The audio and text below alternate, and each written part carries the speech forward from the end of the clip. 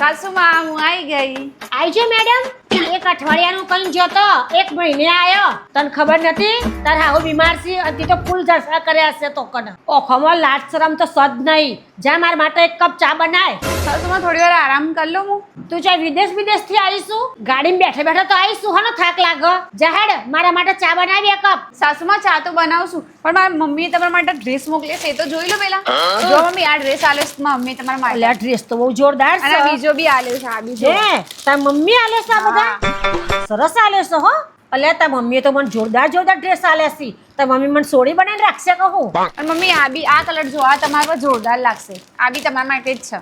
અલ્યા તારી મમ્મી તો જો.